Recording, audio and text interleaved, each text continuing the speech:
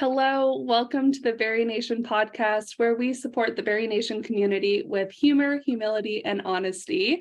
I am Natalie, and today I am joined by a few of our community members. These are folks who are in the BariNation membership community on the daily, constantly sharing their stories, joining support groups and other meetups, classes, all of that good stuff. And they are in what we call the honeymoon stage. And this is the stage where everyone says it's really easy, and sure, it's easier than maybe some future stages. But we know that the bariatric life is never just smooth sailing. But today we just wanted to give some pre-op love. We wanted to talk about our pre-op selves. And then we also wanted to just chat about what we wish we knew when we were pre-op before going into this bariatric journey that we are currently on. So I'm just going to introduce everyone. If you guys want to just give a little bit about yourself, where you are on your journey, what surgery you had, and maybe let's just do like a little fun fact, just something that makes me happy, or if you have a pet or something. I totally threw a curveball at them. I didn't tell them I was going to. Alycia, why don't we start with you? Sure. My name is Alycia Graham. I am from Orlando, Florida. I had RNY December 15th of 2021. There was something else I was supposed to say before my fun fact. But I was going to my fun fact. Fun fact about me is I was a cheerleader in high school. Amazing. I can see that. Bright light. I love talking to her. Thank you for joining us. James, why don't you go next? Sure. I'm James Connors. I had VSG in September of 2022. I've been in the BariNation community for a couple months now. And my fun fact is that Big James, pre-op James, completed the Walt Disney World Marathon in 2015. What? Yes, James. Yes. I want a rematch, though. I was going to say, you're doing it again. Not yet, no. But I love it. In the future. I think so. Okay, awesome. All right, and Miss Lori. Hi, my name is Lori Dustin, and I live in a small town in Southwest Michigan. I had Roux-en-Y December of 2021. And I guess my fun fact is that I had surgery when I was 60 years old, and I'm now doing CrossFit 3 times a week. Yeah, you are. So, yep. I love it. Amazing. Yeah, Lori is like bulk up goals right now. Following her journey, and I love it. Yeah. Awesome. Well, thanks, guys. I appreciate you guys being on here. Are you guys just ready to go? Should we do it? Let's do this. Yes. All right. So this month's theme again is pre-op love, what we wish we knew prior to surgery. So I think I'm just going to do this roundtable style and let you guys share like 1 to 2 things that maybe you guys wish you knew. Alycia, what about you? One of the biggest things I think I wish I knew was that surgery doesn't change your relationship with food. Like, food is one of those things that's going to be around forever because you kind of got to eat. Like, you kind of can't not eat. And I feel that I thought that once I had surgery, everyone was like, oh, you're going to have a tiny tummy. You're not going to be able to eat a lot. My tummy, her name is Tamisha. Tamisha can eat, like, sometimes she can't eat a lot, sometimes she can. And I feel like I sat with that for a long time in the beginning of the journey. Like, in the beginning of the journey, I couldn't eat a lot. So I was like, oh, this is going to be great. The calorie deficit's going to take care of itself. No. Like, there's other work that you have to do. I still have French fries. French fries are my food. I'm a Southern girl. I still have deep fried things. I've never dumped. I was hoping for dumping. Like, no one told me that there's a chance that I wouldn't dump. So one of my biggest things, I think I thought that the surgery was automatically going to be like, boop, you're good now. You're going to eat all whole foods and good things. You're going to eat when you're supposed to. You're going to take your vitamins. Like, there's a lot more work to it. I guess that'll be my one. My second one, I think I wish that I knew the life that I have right now, and I'm only 15 months out. I wish that I knew that life could be this good for me before I had surgery. Like, I feel like a lot of things I didn't do, I did because I was afraid of being judged, not because I feel like I'm awesome and I feel like I can do a lot of things, but putting yourself out there is already hard enough. But when you're over 400 pounds and you're the tallest thing in the room, you don't want to put yourself out there because you already feel like you're already out there, if that makes sense. So it's kind of, I just wish that I knew life could be the way it is right now before I had surgery, and that it was okay. Like, it's okay to be, when I was 400 pounds, I was no worse or less of a person than I am now. I'm healthier now, but me then and me now is still the same person. Yeah, it's interesting. Those are both very powerful things that you learn post-op. I'm sure Lori and James can speak to this. Your mind doesn't change. You're still you in your mind and in your heart, but so many other things are changing. Yes. It's almost like everything around you changes, and then a lot of people's view of you changes. Like, there are a lot of people now who I feel like who would either approach me or talk to me, or I'm more comfortable around because I look different. Like you said, I'm still the same person. Like, I've always been like this, but I just have a different exterior. Like, I got a new gift wrapping. I like that. Your car got a new wrap on it. Yeah. Got a little wax and shine, and she's still Alycia. How have you, this goes for anyone, how have you addressed that with loved ones or friends? Maybe Alycia, I'll start with you, and then Lori and James can chime in, but like, how have you addressed that with people that have treated you differently? I haven't. I'm still very much a people pleaser, and I don't want to hurt anybody's feelings, and I don't want to say anything to push anybody away. So people will say things, they be like, "Oh, girl, you look good," or, "Oh, when you were wearing that last year, I wanted to tell you," or just things that they think aren't hurtful, but that I internalize. And I'm kind of just like, I don't think anyone's ever said anything to me maliciously, although there are some people who are hating on me because, the fine is getting finer. But I just think that, some people are just going to be who they are, and you just have to continue to be who you are. And it just takes too much energy to correct people or to be like, back when I don't have time for all that. Like, it's just it's easier just to let it fly. And I've learned to separate myself from people who don't make me feel good about me, or who I feel like are being too judgy or say things that kind of make me question myself. Yeah. What about you, James? Have you had to address anyone kind of treating you differently or maybe saying something? I'd say that by and large, I've had very limited exposure to the outside world. Shortly after surgery, my wife and I welcomed a daughter. And so we immediately huddled up and just made our own little bubble. So, the folks that I see at the grocery store didn't really know Big James or Little James, and they don't really get too much of my attention. But friends and family that haven't seen me live for a while, they'll be like, "Whoa, you look different." And I think the most, I don't want to say egregious, but the most notable difference that I got was I was at my first real test out in the real world. I was at a bachelor party maybe a month ago now. And as we were finishing up the night, we were doing a steak dinner at a steakhouse, and I had been great on food, had, listened to my body, drank tons of water. I was on plan. And steakhouses are great because you can get very simple proteins.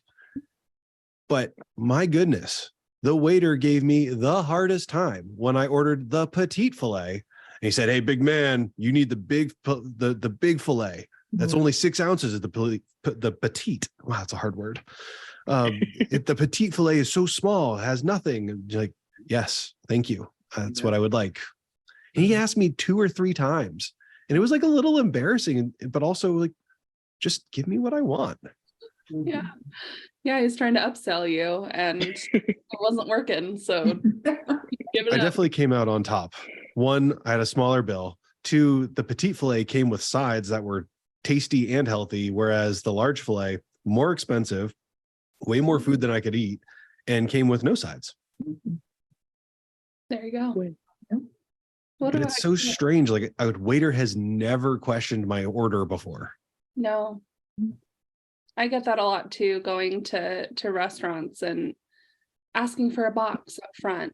And they're like, Mhm. oh, that's not that much though. Like I've had waiters say that and I'm like, I know, I have a box. Like what if I don't use it, that's fine. But like I might, you know.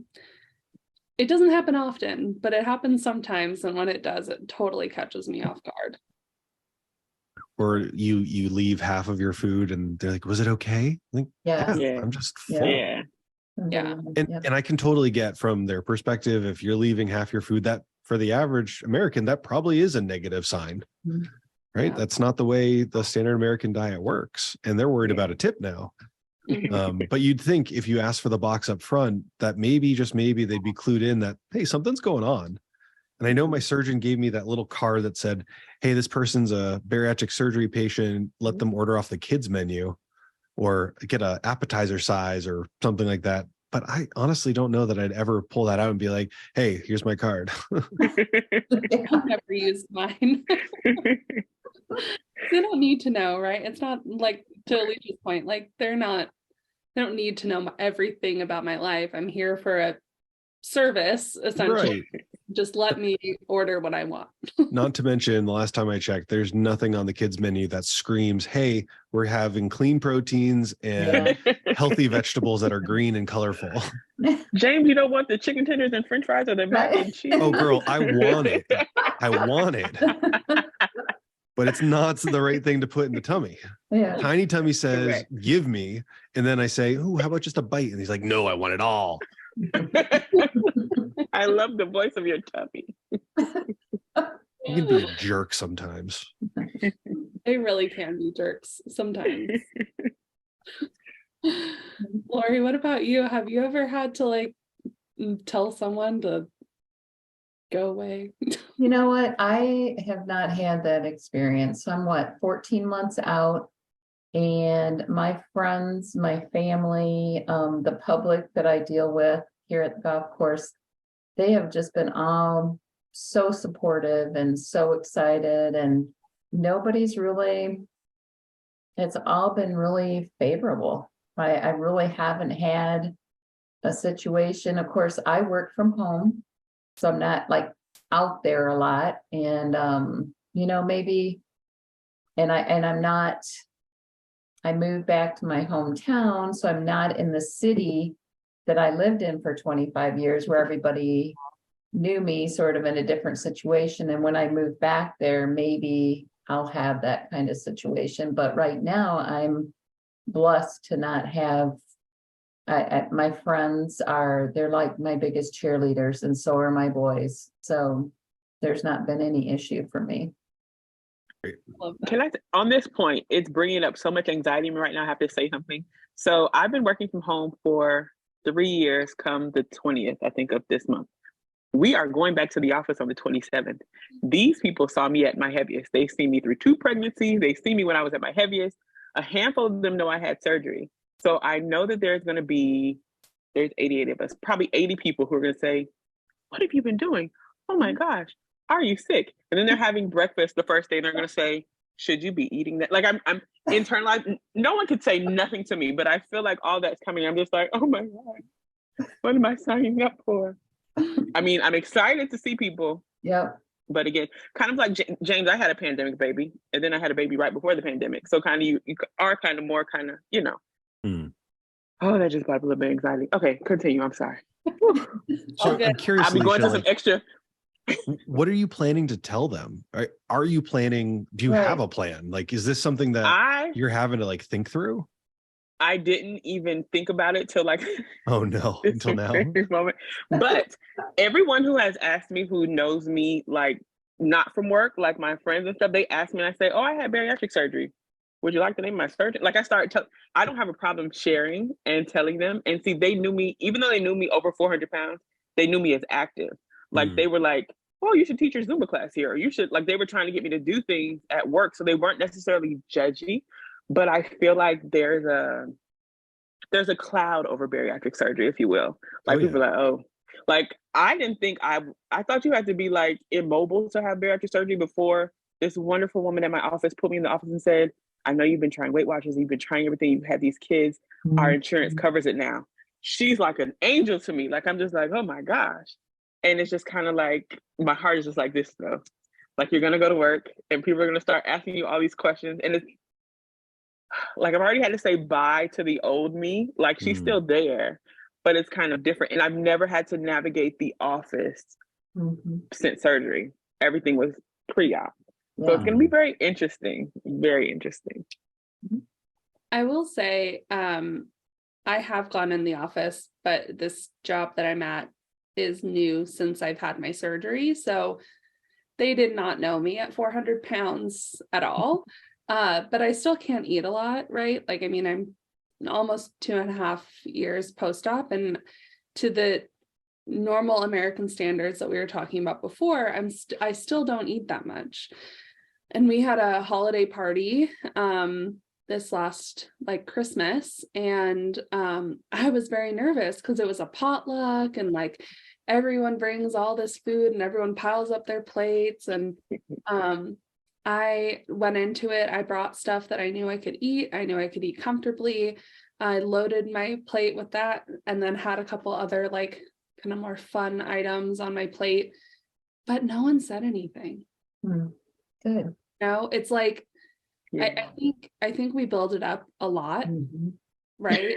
And then if someone does say something, I had a conversation like way before, and I was still like maybe just over a year post-op, so totally different timelines, but someone was kind of like, oh, why don't you want a beer? And I was like, it hurts my stomach, like I don't really want it. And they kept pressing, and I was like, well, actually I had bariatric surgery and it just doesn't fit, like it physically does not fit my body. And I kind of made a joke out of it. I was like, if you want to see me like puking up foam, then sure, like, you know. And he backed off. You ever seen a beer can that you shake up real good? Yeah. Let me show you. I wasn't a beer drinker before. I'm certainly not a beer drinker now. But I think it's just like, you can have those conversations and then just kind of be like, I was pretty blunt. I was like, if you want to see me throw up, then sure, like, you know. And I think sometimes people kind of need that nudge of like, don't ask me about this. This is very personal. Yes. But yeah, we built it up a lot. So I don't think most people are thinking about us nearly as much as we think other people are thinking about us. I was at all. That, James. That's true. That's very true. So I feel like, I guess, tell me if I'm talking too much. I'm sorry. I haven't been to an event today, so but I feel like it's kind of like when I was heavier, the same anxiety I would get walking into a room, like it didn't go away. Like now that I'm not heavier, I'm not worrying about, can I fit in this chair? Now the girl's still hippie. I'm still hippie. I do hip checks some chairs to make sure I fit. But I don't worry about a lot of the things I worried about before, but I'm still the same person. So it's still kind of like, anxiety's still there. It's still there. But like, anybody think about me? They're gonna think I lost the baby weight. My baby is 2 now. No one's really, you know, I don't really think, but it's just like, oh my God. The unknown, like it's the unknown, like not knowing what food I can eat when I go to a restaurant, and not like, you have to be prepared. So preparing yourself kind of takes that anxiety away. So I'm glad we're talking now because I can think about it. And when I go into the office, I can be prepared. Like I feel like a lot of our bariatric lives, preparation helps us along the journey so much. People do the meal prep and then they plan things into their day, and you've got to plan for your vitamins. If you don't prep and plan, you end up in a place you're like, uh-oh. Look, I recommitted so many times. I'm only 15 months in, and I feel like I've recommitted more to this bariatric journey than a lot of other things in my life. Because sometimes you just get stuck in the routine of your old self and your new self Yes. and your work self and your home self. Absolutely. But pre-op, you do that oops that leads you to have to recommit, but you'd keep going oops, oops, oops, Yeah. oops. Well, I already oopsed for today, so like let's just go for the Might rest as of the day. well. And then well, it's not going to be a perfect week, so True. bring on the smorgasbord. A week? This is going to be fat week or fat month. I'm just going ham. And now it's like, no, you had your fun, or you True. made a choice that you aren't happy about. Immediately start and get back on the train. And I think what's been amazing about the tool that is bariatric surgery is we're not fighting our body to eat more when we're eating a reduced calorie diet, or when we're eating portion sizes that are more appropriate for what our bodies need right now. True. It is so, I cannot imagine what it would feel like saying, yeah, my meal is about a half cup of total food volume and I feel satisfied afterwards. Yeah. Mhm. True. Without the surgery, my stomach would be like, all right, bro, great appetizer. Rest. Right. Your mouche bouche was awesome. What's next? Like, what was that? I Yeah. always imagined myself as I was a volume eater, so I always imagined myself as Patrick, like sucking all of the Krabby Patties Oh. or whatever. Like I was like, yeah, that was a cool hamburger. Where's that at? Like, totally. Mhm. James, what's like one or two things that you wish you knew? So I'm gonna try. I was going down the same path Alycia was, so I'm gonna pivot a little bit. The first one that I wish I knew beforehand is that, and I heard it a lot, which is that everybody's journey is different, but I'm a very concrete, literal person. And so for me, what that means is I lost a fair bit of weight right in the beginning, post-op, but ever since I've started working with a nutritionist and starting resistance training again, my weight loss has been a lot slower. Yep. And fortunately, I have one of those scales that, pretends to tell you body composition. And I'm just going to like assume that Garmin's not lying to me. And so I'm having to watch and look at different things other than just the number on the scale, because the number on the scale tells me about my relationship with gravity and nothing else. I feel so much better now, having done 2 months of strength training. Yeah. And the big wake up call there was shortly after getting cleared to do activity again from my surgeon. I would drop down to try to do some push-ups, and oh baby, like one, maybe two before I was like, I can't. Mhm. And I was so afraid because it snuck up on me. I don't remember if Big James was that weak, or if the pre-op diet and the post-op recovery just like atrophied that fast. But man, I felt weak. And seeing so many other folks, I didn't have, huge numbers for my weight to begin with, but I had comorbidities. I had done every diet you can think of. I've lost and gained hundreds of pounds. And so if I'm thinking about what was I going to do to make a lifestyle change, a forever change, this is the way to go for me. I was so afraid that being not the 400, 500 pound dude coming in and dropping, 10, 15 pounds, 20 pounds in a week, I have to be like happy about like a pound or a half pound, or goodness gracious, maybe I'll gain a pound in a week. And that could just be timing of the day, how much I ate yesterday, how much water I've had, or it might be because I got maybe a little Popeye muscle going over here. And, that's okay, because I feel so much better. So that was a big one. And I think that may speaks to anyone, but I think the men of the bariatric community, we don't have as many voices and faces that look and sound like us within the bariatric world. But it's important that if you're thinking about it, or you're on the fence, or maybe you're going down the road, your journey may look very different. And that can take a ton of different frames.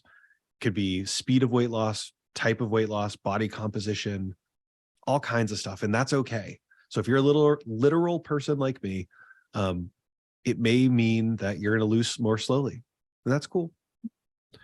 The other thing that I wish I knew, and I didn't really think of it until I had to pivot, was I had originally decided to make the lifestyle change in the summer of 2020. But I was going in through the medical weight loss path, and they had like a 6-month wait to see a doctor, which criminal, but whatever. Once I got in there, my wife encouraged me to have a consult with a surgeon just to make sure I understood all my options, which to her credit was absolutely the right thing to do. But I was so afraid of surgery. I don't know what it was in my head or what awful movie catastrophe I had built up Michael Bay style that this surgery was going to turn into. And truth be told, the actual surgery was the easiest part of everything. Yes. By far the easiest part of the entire journey. Dealing with insurance was a shit show. Having to gain weight during my pre-op diet was awful. And post-op, I had a really, really, really easy recovery. I did a ton of head work and coaching ahead of time. I felt super prepared going into it. But I was so afraid of the surgery itself. And that was the easiest part. They give you good, happy drugs. Even when there's pain, man, I was okay. It felt like a twinge. And they're like, all right, I'm gonna give you some of this. And then they finally like, oh, I'm giving you some fentanyl because we're going to get on top of your pain, Mr. Connors. And I'm like, thank you, Dolores. And then I pass right back out. It was great. So if somebody is out there that is afraid of the actual procedure, the going under the knife, the big dramatic, maybe I'm not going to wake up. Like, okay, sure. There is that infinitesimally small percentage where folks have a massive complication during the surgery. There is a not infinitesimally small population of folks that have some sort of a complication from their procedure. But you know who doesn't leave reviews on Amazon? People that are really, really happy. There's so many folks that have the surgery and procedure that you'll never see them post because, wow, it was just normal. It was okay. And I think it's important that folks hear that it is totally, totally possible, if not probable, that you're going to have a very normal and regular procedure, and that it doesn't have to be this big, scary thing that you're going to put in your head. And I was the one that was afraid of it. My wife, she was like, I know the statistics. She's in the medical world. So like she trusts medicine and like all the numbers and stuff way more than I do. She can look at a statistical table and like get it. And I'm like, but there's a 1 in that equation. I could be the 1. It was so small and short of a unpleasant period of time. Everything else was so much harder. Agreed. So if I could go back to June of 2020, I would have said, hey, skip medical weight loss, get with the surgeon right then and there. And by the time I started medical weight loss, I probably could have already had my procedure. Yeah. I wish I hadn't lost a year. Yeah. Absolutely. Yeah. People, come to me, April, Jason, oh, my surgery is tomorrow. What do I do? And we're like, show up, be comfy, tell them you need more drugs if you need them. Like, let them do their thing. That is literally the expertise of the surgeon and his staff. And you'll wake up and you've had it. That is the easiest part. I always tell the story of, because people are afraid of the anesthesia, I think, more than anything. Great nap. I love the anesthesia. And they're like, oh, what's it like? And I say, oh, okay, well, this is how it happened. They got me on the table. I'm talking to my surgeon. I'm already hooked up to IV, so that's no big deal. Talking to my surgeon, I have a tattoo on my arm and it's a Harry Potter wand. And he's like, oh, what's that wand? We're literally talking about Harry Potter. And I'm telling him all about this wand. And I just, night. All it is. Yep. It's I don't so even remember counting or talking or anything. They must have got me real fast. And I had a baby the same year I had my surgery. So I had a baby in February and I had the surgery in December. So I was all like, yeah, but everyone's like, oh, the gas pain. Apparently I'm a unicorn. I didn't have any gas pain. I didn't have any Lucky of you. those issues. Like they were like, walk. Okay. Like I was like, did they do the surgery? Because like that's literally how I felt. Like I was just walking there, like, oh, you're just lapping it up. And I'm like, you guys did the surgery, right? And my surgeon came in and he was like, you did great. Everything went great. Yada, yada. I'm like, doc, are you sure you did the surgery? Because I know I have a scar from when I had my baby. But he was like, everything is fine. You did fine. And I wasn't in the hospital 24 hours. And they were like, bye. I could drink and I could pee. And they were like, all right, you're good. Yeah. wow. To that end, to get yourself out of the hospital, every support group I go to where they open the floor for like, hey, what's the advice for folks pre-op? The thing that I tell everyone now, when you're in your room post-op and you're getting labs drawn, do not let the phlebotomist draw blood from the same arm that has your IV fluids. Don't do it. It dilutes the sample and messes up all the scales. So my surgical team thought I was bleeding internally real bad. And so they kept me for like an extra half day just because they wanted to observe. I want to make sure. Yeah, like they were doing the right thing for safely, but you're a phlebotomist in a hospital setting. You should probably know where to stick me. If you see all the tubing going in here, like don't pick this vein. Go over here. Here's a whole arm for you. I mean, plenty. So that was if I get a 2A. There's one. I like your 2A. That's a good one. All right, Lori, what about you? What is something that you wish you knew? Well, I think the two things that I'm going to talk about are probably not as deep as Alycia and James, because that's all valid and it's all there.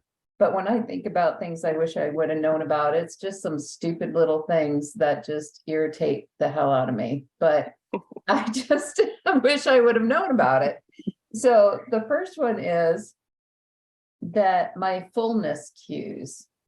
So I go out to eat and I'm eating what I'm supposed to eat, and then my nose starts running and I'm like, oh, how many more bites do I have left on my plate? How many should I? And then I do. An example was I went to lunch today and everything was going fine. It was my son's 36th birthday. And then we get ready, the check comes and the hiccups start. And he goes, oh, Mom, you're full. And so I had no idea. And everybody has different fullness cues, although the runny nose and the hiccups are common. And for me as a single person, I'm like, how am I going to go on my first date and eat what I want to eat and not hiccup afterwards or have my nose run? So it's something really silly. It's not that big a deal, but I really wish I would have known. It wouldn't have changed the trajectory. It wouldn't have changed it, but it's just, why didn't somebody tell me? Because it seems to be a very common type thing. So that's one of them. I would think the second one for me is if you would have told me before surgery that I was an emotional eater, I would have said no, maybe a stress eater, or that I just really like food. I'm a foodie, but emotions, that had nothing to do with it. So what I wish I would have known is once you do the surgery and you can't eat when you're emotionally stressed or whatever, that there's such a thing called transfer addiction. And the transfer addiction for me, I live out in the middle of nowhere, but the Amazon truck came every single day. I bought things that I did not need. So Black Friday was awesome for you too, huh? Oh my gosh. I was just best workout in this house was the credit card. That was bad. So, and people, and in all seriousness, I mean, you need to, do the mindset work. And I think that's the one thing that we've all learned about, especially being a part of BariNation, is, and again, you know, we've all had that conversation now, is the surgery is the easy part. It's what comes afterwards. And for me, it was the emotional eating, naming my feelings, and it was the transfer addiction. And transfer addictions, shopping is bad for my bank account, but you know, drugs and alcohol rank right up there, and that can be really serious. And so I think that I wasn't, you know, we talked about getting that binder, you know, nothing in the binder talked about the fact that I might be an emotional eater. It would have been nice to know. I'm the type of person, probably more like James. I mean, I dig in, you know, that side of my brain, that spreadsheets and computers and Googling. And, you know, when I had my surgery, the night before my surgery, I watched it on video twice because I wanted to see what was going to happen while I was knocked out. So I watched my surgery. James is shaking his head. No. James was hard pass. Hard pass. Grey's Anatomy makes me queasy sometimes. Oh, Like, no. no, can't do it. I watched a few too, Lori. I watched a few too. I just needed to know what was going on. And I think, you know, if I get a 2A like James, I would say I didn't realize how happy and proud of myself I was going to be. I didn't realize what life, there's just so much I'm so excited for, and I'm so happy and I feel good. And did it take a lot of work to get here? Yes, you don't just get to have the surgery and get here. It doesn't get you there. But to anybody thinking about the surgery, I am just happy. It's just, my life is good and I'm just thrilled. So those are sort of the two little frivolous things.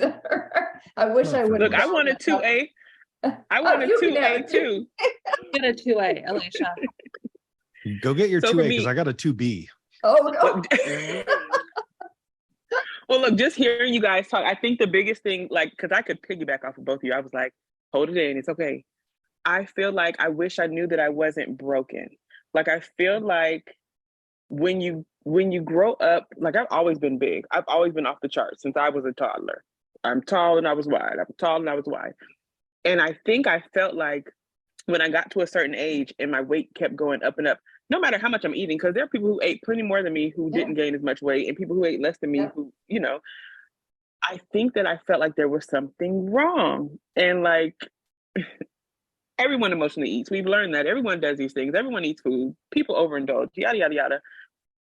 But the surgery, it wasn't to fix me. It was kind of like to assist me to have a better life, for some of the things that are just kind of off, you know, like I used to think about it like, okay, am I like a leaky toilet? Like, is the plumber coming to fix me? Like, I have to have surgery? Like, I wasn't broken. And I feel like now talking about things and going to different classes about mindset, I really think that I thought that I was broken. Because I mean, I'm in a family full of big, beautiful people. Most of them don't have the comorbidities that I had. But I never saw them as anything wrong with them, but I always think I saw something being wrong with me. Yeah. And I feel like you internalize a little bit of that. Like when James was even talking about the weight thing, I remember at the beginning of the journey, I would go on people's social media page and say, okay, they had surgery this date, they've lost this much. Why have I only lost this much? I weighed more than them percentage-wise. And then I'm a numbers girl, so I'm doing percentages and I'm like, wait a minute, that doesn't add up. And even to this day, when I hit my 1 year, I was disappointed. Like, I was proud of myself, but at the same time, in my mind, I thought once you hit your 1 year, like, you're supposed to be at your goal. And I realized that is not the case. The scale moves however it wants to move, but the inches, the confidence, they're still working on medications, but I feel great. I can run around with my kids. Like, it's just, those kind of things are so much bigger, but I wasn't broken. Yeah. And like James, your journey is your own journey. Like, It is. Yeah. it's still a hard thing to wrap my mind around. Like, I'm like, yeah, but I got a 2A and a 2B and maybe a C in there. I think to somewhat wrap us up, a little bit. It sounds to me like in the end, well, we're not at the end, right? No. But Till at the this beginning. point, it's just the beginning. It's the really. honeymoon. Yeah. It's the honeymoon. You The guys honeymoon. but you don't regret it. Not at all. Yeah.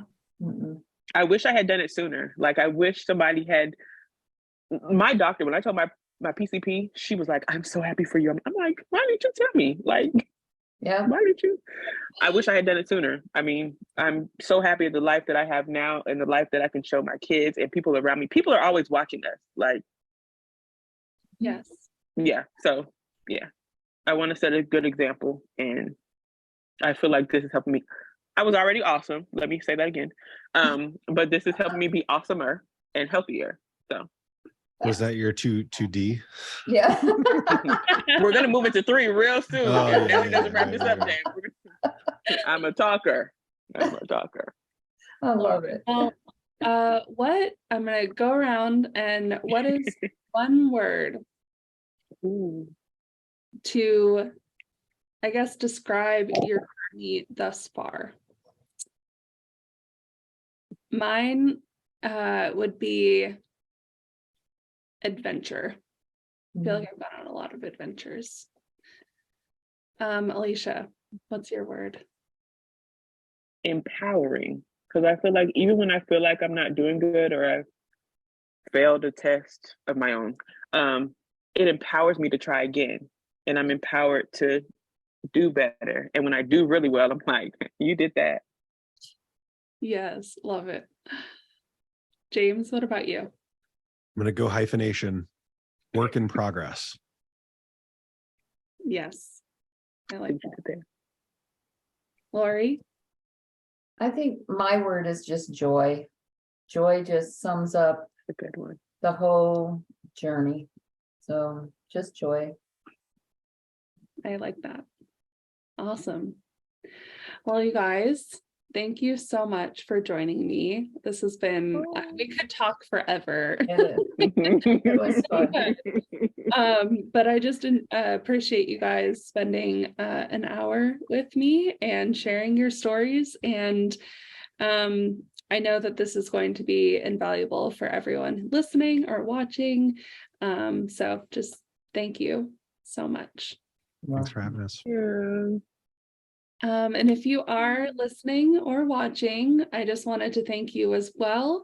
Our community has just grown so much. I think we're almost at our 3-year mark of doing podcasts, which is just insane. And we are just so thankful. I know April and Jason are not here, but on behalf of them as well, thank you to everyone for the likes, the shares, the comments, the telling people about our podcast, telling people about our community. You are helping lives as you are sharing, liking, and commenting. So we are so thankful for all of you. And just remember, at the end of the day, you've got this and we've got you. We'll see you next time. Bye. Bye.